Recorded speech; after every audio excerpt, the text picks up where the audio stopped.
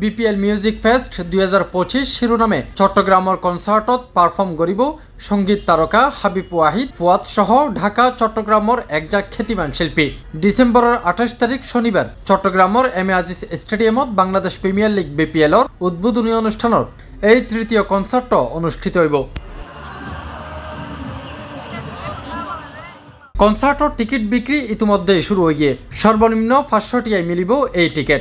কনসার্টত money bag আর mobile phone ছাড়া অন্য bag বা ডিভাইস লইয়ে প্রবেশ করা যাইত না। এই উপলক্ষে কঠোর নিরাপত্তামূলক ব্যবস্থা লইয়ে বাংলাদেশ ক্রিকেট বোর্ড, সেনাবাহিনী এবং চট্টগ্রাম মহানগর পুলিশ। আউটার স্টেডিয়ামের দুটো কাউন্টারে সেখানে অফলাইন টিকিটগুলো এবং টিকিটের ভ্যালু আপনাদের সকলেই জানা আছে। আমরা সেখানে প্লাটিনাম করেছি 4000 টাকা, এরপর গোল্ড ক্যাটাগরি 1500 টাকা আর 500 টাকা আমরা গ্যালারিতে নির্ধারণ করেছি। টিকিটের বাইরে আমন্ত্রিত অতিথিদের বাইরে কোনোভাবে কেউ যাতে ঢুকতে না পারে সেই প্রচেষ্টা অবশ্যই আপনারা নিজ থেকে যদি ঠিক থাকেন, আমার মনে হয় এটা অনেকাংশেই সফল হব আমরা।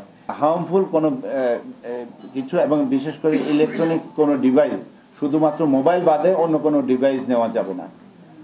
এই জিনিসগুলো যেগুলো আমাদের সিকিউরিটি রিলেটেড, এর বাইরে যদি কোনো বিষয় থাকে আমার মনে হয়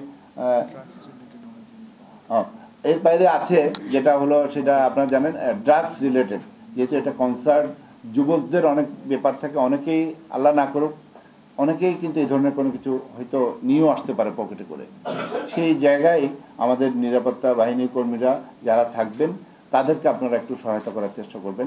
ডিসেম্বরের 26 তারিখ বৃহস্পতিবার বিকেলে Chittagong M A Aziz stadium conference হলত সমন্বয় সভাত বিপিএল মিউজিক ফেস্ট কনসার্টর বিস্তারিত তুলে ধরে বাংলাদেশ ক্রিকেট বোর্ডের পরিচালক মঞ্জুর আলম।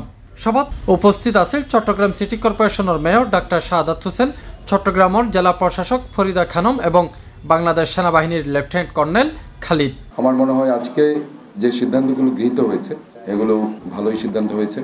তবে যেটা আমরা দেখি কনসার্টে একটা স্টেজে তারুণ্যের উচ্ছ্বাস, আমরা বলছি একটা স্টেজে হয়তো বা সেটা বিশৃঙ্খলার দিকে চলে যায়। এটা আমরা আগেও দেখেছি আর কি, বেশ কয়েকটা কনসার্ট আমরা দেখেছি। সো দ্যাট এইটা আমাদেরকে আসলে কন্ট্রোল করতে হবে। তো আমাদের আসলে সিটি কর্পোরেশনের পক্ষ থেকে এবং এখানে জেলা প্রশাসকের পক্ষ থেকে আমাদের যে ধরনের ফ্যাসিলিটিস এনশিওর করার দরকার ইনশাল্লাহ আমরা সেটা করতে রাজি আছি।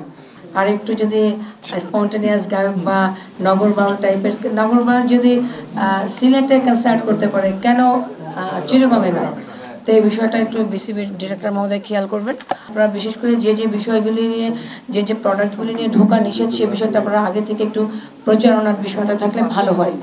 সুশৃঙ্খলভাবে যদি স্টেডিয়ামে বা ওই দিন ইভেন্টের দিনে আসে তাহলে আমার মনে হয় অনেকটাই শান্তি শৃঙ্খলা পরিস্থিতি বজায় রাখা সম্ভব হবে এবং আমরাও চেষ্টা করব অন্যান্য যারা শান্তি শৃঙ্খলা পরিস্থিতি নিয়ন্ত্রণে আছে তাদেরকে সার্বিক সহায়তা প্রদান করার জন্য।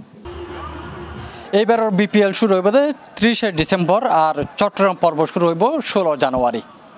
আর তার উদ্বোধন উপলক্ষে 3 ভেন্যুর মধ্যে আলাদা আলাদাভাবে চলের কনসার্টের আয়োজন। তার ধারাবাহিকতায় আগামী পরশু অর্থাৎ ডিসেম্বরের 28 তারিখ চট্টগ্রামের আজিজ স্টেডিয়ামের মধ্যে চলিব কনসার্ট। ইতিমধ্যে প্রস্তুতিও প্রায় সম্পন্ন।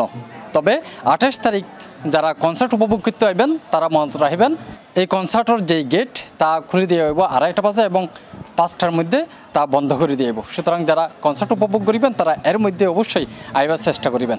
চট্টগ্রামের M A Aziz স্টেডিয়ামত তাফহিম Alamgir, C+ TV।